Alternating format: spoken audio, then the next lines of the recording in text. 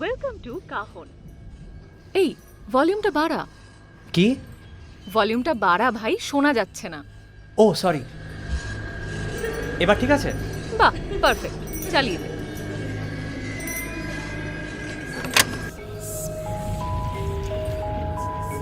Welcome to কাহন। কাহনের প্রথম নিবেদন, অমর চিত্রকথা। রচনা অর্ণব। গল্প পাঠে সিদ্ধার্থ, অর্পণ, সায়ন, শঙ্খদীপ, অভিজিৎ। এডিটিং এবং সাউন্ড এফেক্টস অর্ণব। গল্পের সূত্রধর আমি, অপরূপা।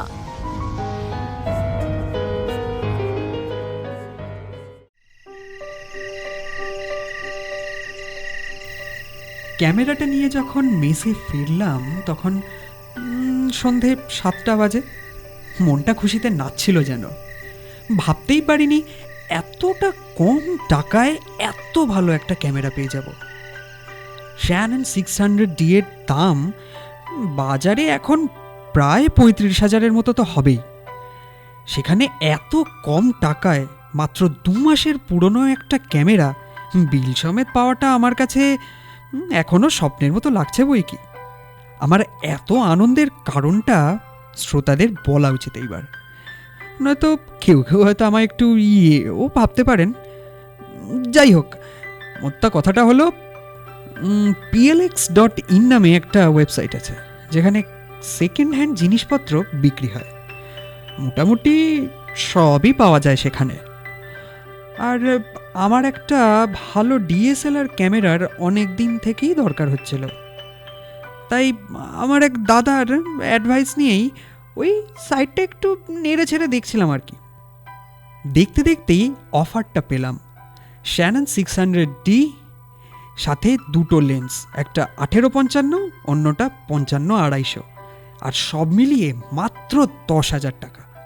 সাথে সাথে ফোন করলাম। কথা হলো যে শ্যামবাজারে এসে উনি আমায় ক্যামেরাটা দিয়ে টাকা নিয়ে যাবেন। তবে সব থেকে মজার এবং অবাক কাণ্ডটা ঘটল ক্যামেরাটা নিতে গিয়ে।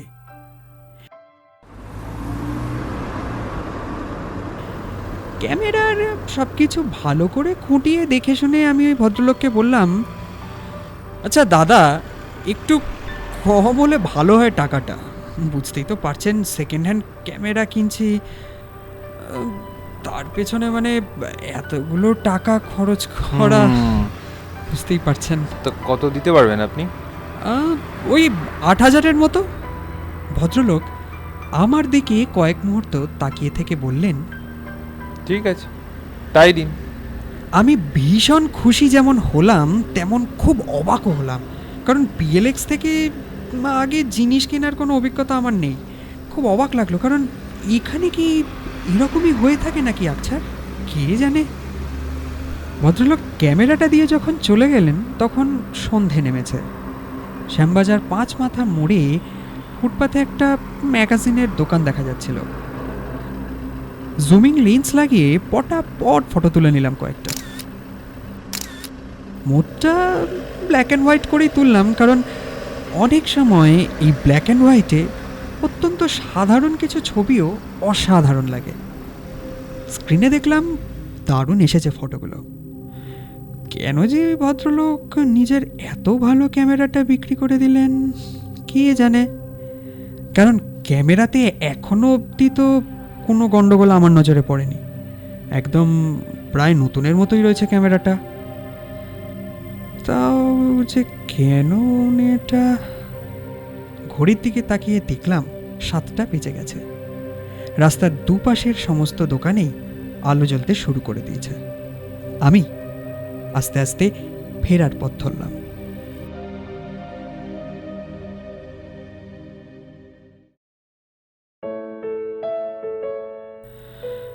আমি রবীন্দ্রভারতী বিশ্ববিদ্যালয়ের ইংরেজির ছাত্র।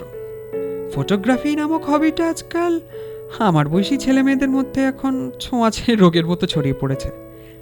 আমার ক্ষেত্রেও তার অন্যথা হয়নি। তবে এই শখটা আমার ছোটবেলা থেকেই। আমি নাকি ছোটবেলায় খুব ভালো ছবি আঁকতাম, তারপর কেন সেটা বন্ধ হয়ে যায় তার কারণ এখন আর মনে পড়ে না।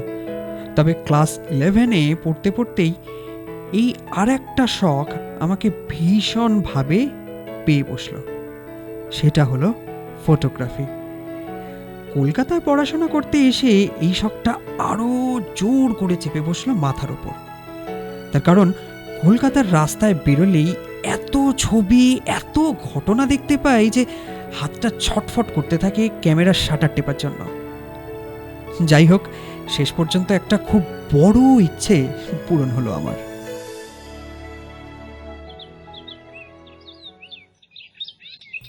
পরের দিন সকালে অ্যালার্ম দিয়ে রেখেছিলাম যাতে তাড়াতাড়ি ঘুম ভাঙে। 5টায় ঘুম ভাঙতেই বেরিয়ে পড়লাম ক্যামেরা নিয়ে। ভোরবেলায় প্রচুর ভালো ভালো ছবি পাওয়া যায়, কিন্তু গঙ্গার ধারে গিয়ে ক্যামেরা অন করে দেখলাম আরেক বিপত্তি, ক্যামেরায় চার্জ নেই। থাকার কথাও নয়, কাল মেসে ফিরে উত্তেজনায় ক্যামেরায় চার্জ দিতেও মনে নেই। অগত্যা গঙ্গার ধারে বিষণ্ণ মনে কিছুক্ষণ বসে ফিরে এলাম সেদিনকার খবরের কাগজটা হাতে নিয়ে। সামনের পাতায় দেখলাম এখন প্রায় পুরোটা জুড়েই সিরিয়ার ওই বিচ্ছিন্ন ঘটনার কথা ঘটা করে লেখা। দেশেরও কিছু খবর আছে, যদিও ভালো নয়। দেশটার কি হবে কি জানে। তবে বাঁ দিকে ছোট্ট করে দেখলাম একটা খবর, শ্যামবাজারে বাস দুর্ঘটনা, মৃত 2। বিস্তারিত 6-এর পাতায়। খবরটা পড়লাম না, দুর্ঘটনার খবর আর কি পড়ব। গাড়িগুলো যেভাবে চালায় এখন, তাতে অ্যাক্সিডেন্ট হওয়াই স্বাভাবিক। পেপার রেখে ক্যামেরাটা চার্জে বসালাম। যা গরম, তাতে এখন আর বেরোনোর প্রশ্নই নেই। ওই বিকেলের দিকে রোদ পড়লে একবার ক্যামেরাটা নিয়ে বেরোনোর ইচ্ছে আছে। সবে মাত্র একটু গিলবার্টের হিস্ট্রি অফ ইংলিশ লিটারেচার খুলে বসেছি, ফোনটা বেজে উঠল।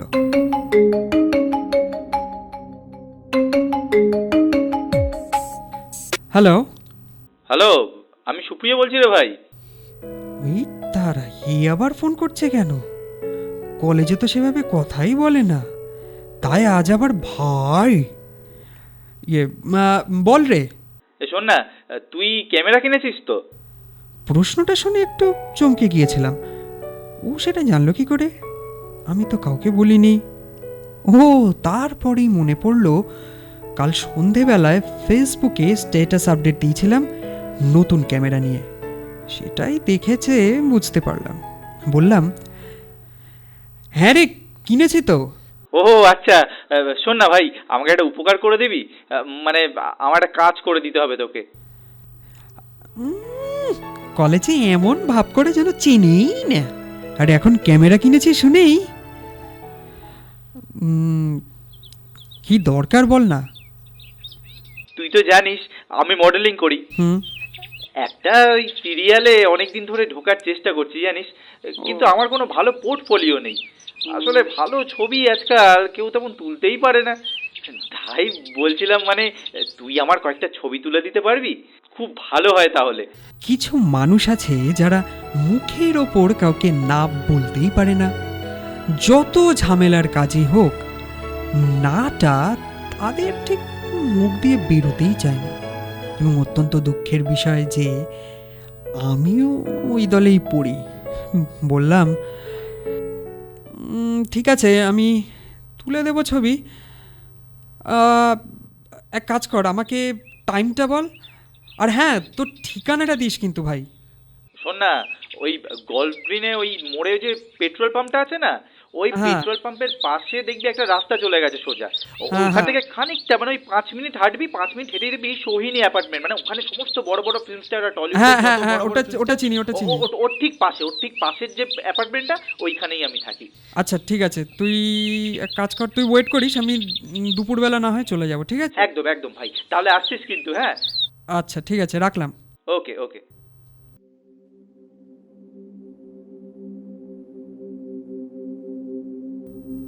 সুপ্রিয়র বাড়িতে একটা স্টুডিওর মতো ঘর আছে। সেই ঘরেই ওই ফটোশ্যুটটা করলাম। ওদের গল্ফ গ্রিনের বাড়ি থেকে যখন বেরোলাম তখন প্রায় সন্ধে নেমে গেছে। মনটা তিতি বিরক্ত হয়েই থাকতো হয়তো যদি না সুপ্রিয় বেরোবার সময় আমার পকেটে 500 টাকা গুজে দিয়ে বলতো, এটা দিয়ে একটু মিষ্টি খেয়ে নিস। হ্যাঁ, আমিও তারপর খুব উৎসাহের সাথেই ওকে বললাম, ওই ফটোগুলো একটু এডিট করে আজ রাতেই মেল করে দিচ্ছি তোকে, ঠিক আছে? ও ঘাড় নাড়ল শুধু। ওদের বাড়ির গলির মুখেই একটা পেট্রোল পাম্প। একটা বাচ্চা দাঁড়িয়ে দাঁড়িয়ে কি যেন দেখছে পাম্পের দিকে। ঝট করে একটা ছবি তুলে নিলাম। তুলে দেখলাম ওই ফোকাসটা একটু নড়ে গেছে। পেট্রোল পাম্পটায় ফোকাস হয়ে গেছে, ফলে বাচ্চাটাকে বোঝাই যাচ্ছে না ছবিতে। যাই হোক, এরপরেই বাস আসছে দেখে আমি সেদিকেই এগিয়ে গেলাম এবং সৌভাগ্যবশত বাসে উঠে সিটও পেয়ে গেলাম। আর ঘটনাটা ঘটল তারপরে। একটা অচেনা নম্বর থেকে ফোন এলো আমার মোবাইলে।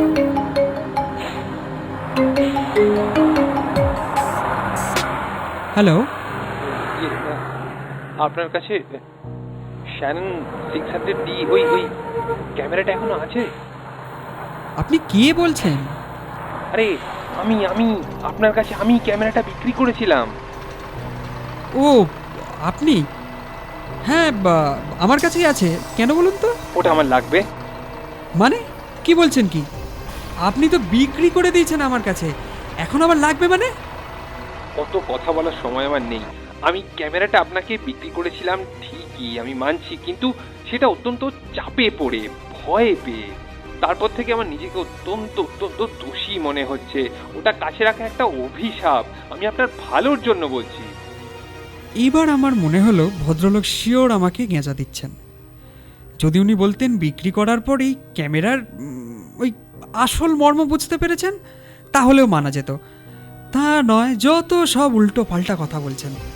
আমি বিরক্ত হয়ে বললাম, দেখুন, প্রথমত আপনি কি বলছেন আমার মাথায় ঢুকছে না। দ্বিতীয়ত আমি আপনাকে ক্যামেরাটার ফেরত দিতে পারবো না, কারণ ওতে আমি অন্তত কোনো খারাপ কিছু আমার নজরে পড়েনি। So please don't waste my time. দেখুন, আমি আপনাকে ফ্রিতে ক্যামেরাটা ফেরত দিতে বলছি না। আপনার টাকা আপনি ফেরত পেয়ে যাবেন। একটু বোঝার চেষ্টা করুন, আপনি খুব বড় একটা বিপদে পড়বেন। আমার এতটাই বিরক্ত লাগছিল এবার যে আমি কোনো উত্তর না দিয়ে ফোনটাই কেটে দিলাম সোজাসুজি। যত সব ফালতু কীর্তন, পোষায় না একদমই ফালতু ন্যাকা পাবলিকগুলোকে। মুডটাই চটকে দিল।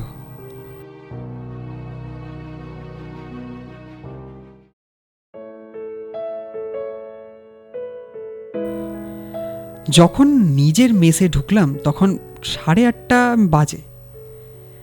আমাদের মেসে একটা বেড়ালকে দেখি প্রায়ই, ওই এদিক সেদিকে ঘুরে বেড়ায়। আজ তাকে দেখলাম সিঁড়িতে পড়ে থাকা একটা চিপসের প্যাকেটে মুখ দিয়ে চিপস খুঁজতে। ক্যামেরাটা গলাতেই ঝুলছিল। চট করে একটা ছবি তুলে নিলাম।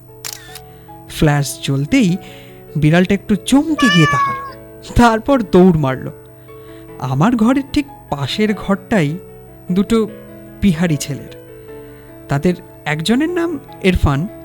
এই সময় সিঁড়ি দিয়েই উঠছিল। আমাকে দেখে বলল, अरे दादा, नया कैमरा खरीदे, मेरा एक फोटो लीजिए ना प्लीज। বলেই সিঁড়িতেই পোজ দিয়ে দাঁড়িয়ে পড়ল।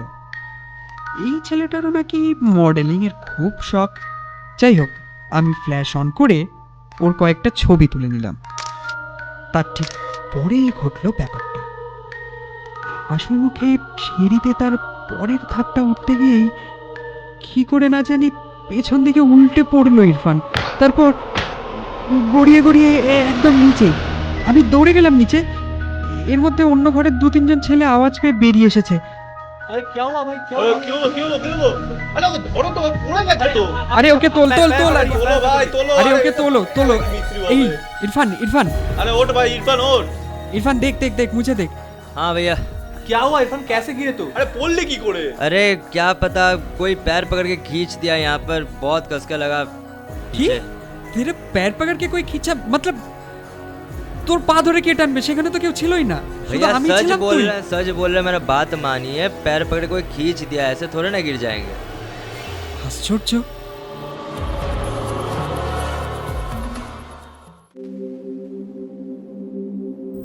আরও 1 ঘন্টা পর যখন নিজের রুমে ফিরলাম, ভীষণ বিধ্বস্ত লাগছিল। ডিনার বাইরেই করে নিয়েছি আজ। সারাদিন যা গেল, উফ। ক্যামেরাটা টেবিলে রেখে বিছানায় শুয়ে পড়লাম। জানলা দিয়ে বাইরের দিকে তাকালাম। ঘরের সিলিং ফ্যানটা এত আস্তে ঘুরছে যে নিজের শ্বাসের শব্দ নিজেই শুনতে পাচ্ছি। তারা দেখা যাচ্ছে না একটাও। মেঘ করেছে কি? কালবৈশাখী এখনো আসেনি কলকাতায়।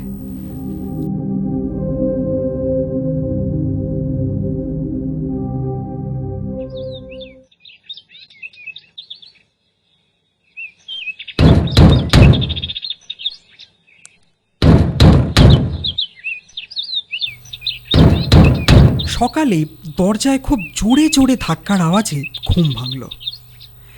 উফ, এত সকালে কে জ্বালাতে এলো আবার? দরজা খুলেই চমকে গেলাম। সাদা ইউনিফর্ম পরে একজন পুলিশ দাঁড়িয়ে আছেন, পাশে একজন কনস্টেবল। আমাকে কিছু বলার সুযোগ না দিয়েই উনি জিজ্ঞেস করলেন, আপনি অভিজিৎ রায়? হ্যাঁ, কেন বলুন তো? আমরা যাদবপুর থানা থেকে আসছি। আপনি কাল সুপ্রিয় দত্তের সাথে দেখা করতে গিয়েছিলেন? হ্যাঁ হ্যাঁ, ওর কিছু ফটো তোলানোর দরকার ছিল। ও মডেলিং করে তো, তাই। কেন, কি ব্যাপার বলুন তো? ওয়েল, হি ইজ ডেড নাও। মানে কি বলছেন? কি কখন, কিভাবে হয়েছে এসব? মনে হয় সুইসাইড। আচ্ছা, ওর কি কোনো ঘটনা নিয়ে মন খারাপ ছিল রিসেন্টলি? আই মিন, প্রেমজনিত কোনো কারণ বা অন্য কিছু? না, আমি কিছু জানি না। ওর সাথে অত ভালো বন্ধুত্ব আমার ছিল না যে সব কথা আমাকে বলবে। বাবা, আপনার এত ভালো বন্ধুত্ব ছিল না, তাও হাতিবাগান থেকে গল্ফ গ্রিন গেলেন ফটো তুলতে? অফিসারের গলার শটটা একটু অন্যরকম লাগলো এবার। আরও 10 মিনিট জিজ্ঞাসাবাদ করার পর ওরা চলে গেল। আমি আবার আমার ঘরে এসে বিছানায় বসে রইলাম চুপচাপ। কালকে কত হাসি মুখে কথা বলছিল ছেলেটা, আর আজ সে নেই। অদ্ভুত।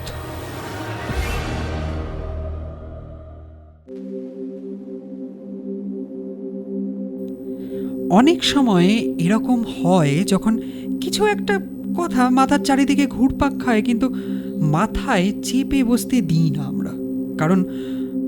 কারণ হয়তো সেটা বাস্তবে মেনে নেওয়া সম্ভব নয়, তাই। কিন্তু শেক্সপিয়ার লিখে গেছেন না, there are more things in heaven and earth Horatio than are dreamt of in your philosophy. এই কথাটা বলার কারণটা এবার বলছি। কলেজে গিয়েও সারা দিন আজ কোনো কাজে মন বসেনি। সারাক্ষণ মাথার মধ্যে ঘুরছিল সুপ্রিয়র কথা। যখন মেসে ফিরে নিজের ঘরে ঢুকতে যাচ্ছে, তখন তার একটা খুব পচা গন্ধে কার যেন গুলিয়ে উঠল। পাশের রুমের কাছে গিয়ে দেখলাম দরজা খোলা, ইরফান শুয়ে আছে। ওকে আর না ঘাঁটিয়ে ওই বিশ্রী গন্ধটার উৎসের খোঁজে গেলাম। আমার ঘরটা ওই 3 তলায়, আর তার উপরেই ছাদ।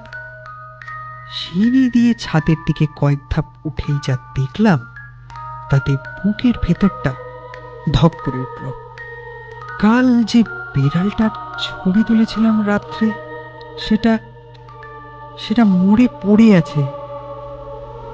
আছে বললে ভুল হবে। মাছি ভন ভন করছে তার চারিদিকে। মাথাটা ঘুরছিল আমারও। সোজা নিজের ঘরে ঢুকে দরজা বন্ধ করে বসে পড়লাম বিছানার উপর।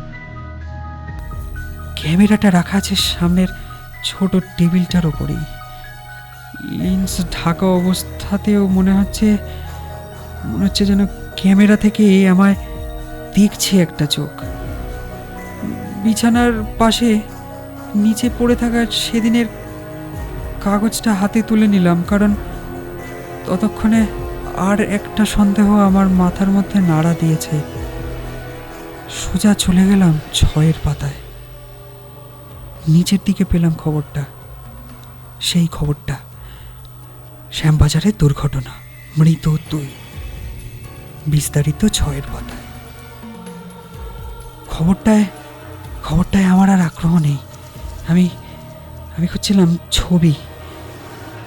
হ্যাঁ, যা ভেবেছি তাই। ওই তো ওই সেই ম্যাগাজিনের দোকানটা লন্ডভন্ড হয়ে গেছে।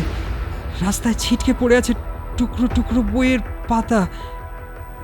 এবং আমি এখন নিশ্চিত ইনসেটে মৃত বলে যাদের ছবি দিয়েছে, আমার ক্যামেরার ফটোগুলো খুললে এখনো তাদের ছবি পাওয়া যাবে।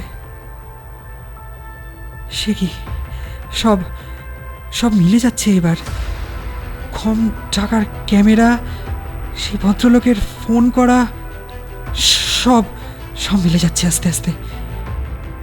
বুঝতে পারছিলাম না কি করব, তবে এটা বুঝতে পারছিলাম, এই ক্যামেরাটা আর আমার কাছে রাখা যাবে না, কিছুতেই না। আমি ল্যাপটপটা খুলেই plx.in সাইটটা খুললাম। আমাকে এই ক্যামেরাটা বিক্রি করতে হবে, যেভাবে হোক বিক্রি করতে হবে। আর রাখবো না, আর রাখা যাবে না।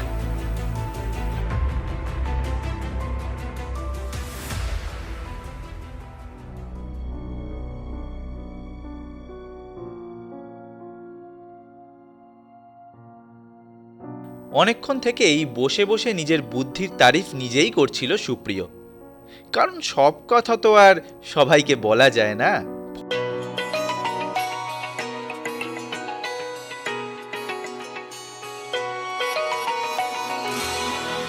ফোনটা আসতে ঘোরটা কাটল ওর। নম্বরটা দেখে ঠোঁটের কোণে হাসি এলো একটা। বল ইরফান, মিলা? हाँ दादा, मैं बस में ही हूँ। कैमरा हाथ में ही है मेरा। ভেরি গুড, সাবধানে নিয়ে আয়, আবার ভাঙিস না যেন। अरे ना ना दादा, एकदम कुछ नहीं होगा, एकदम ठीक भावे नहीं आसबो आमी। শোন না, কত লাগলো রে? अरे दादा क्या बताए, इतना डर गया वो बुरबक, 5,000 में ही दे दिया। ঠিক আছে ঠিক আছে, বাকি সব তেরা হে। अरे थैंक यू दादा, थैंक यू।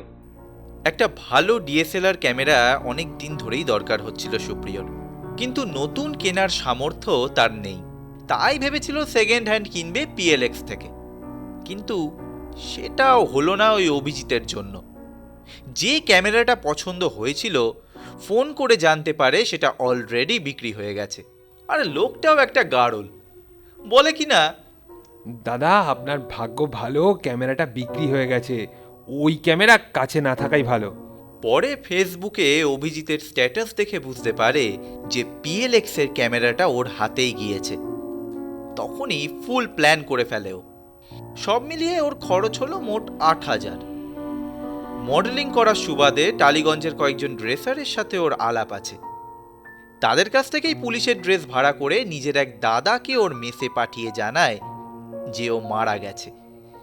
আর ইরফান ছেলেটা অনেকদিন ধরেই মডেলিংয়ে ঢুকতে চায়, তাই ওকেও 3,000 দিয়ে দিতেই ও খুশি। ক্যামেরাটাও অন্য একটা ছেলেকে দিয়ে কেনা করিয়ে ও এখন নিয়ে আসছে ওর গল্ফ গ্রিনের বাড়িতে। কলেজে দেখা হলে কি বলবে অভিজিৎকে? বলবে এটাই যে ওর অ্যাক্সিডেন্ট হয়েছিল, কিন্তু ও এখন সুস্থ হয়ে গিয়েছে। সুপ্রিয়র আর তর্স হয়েছে না।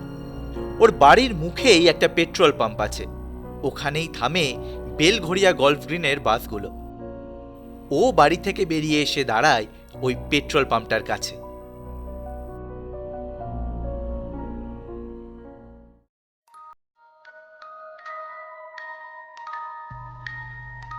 অলীক স্বপ্ন সত্যি হয় না, আর মানুষের এ জন্মের অন্যায়ের শাস্তি পাওয়ার জন্যে ভগবান বোধহয় সবাইকে জাতিস্বর বানিয়ে আরেকটা জন্ম দেন না। ইরফান যে বাসটায় ছিল সেটা হঠাৎই সেই স্টপেজের কাছে এসে ব্রেক ফেল করে এবং পাশের একটা পেট্রোল পাম্পে ধাক্কা মারে। ভীষণ একটা আওয়াজ করে পাম্পটাতেও বিস্ফোরণ হয়। আশেপাশের কয়েকশো মিটারের মধ্যে থাকা সব কিছুই প্রায় পুড়ে যায়। তবে একটা শ্যানন 600D ক্যামেরা এই পাম্পের পাশ থেকে প্রায় অক্ষত ক্ষত অবস্থায় পাওয়া যায়।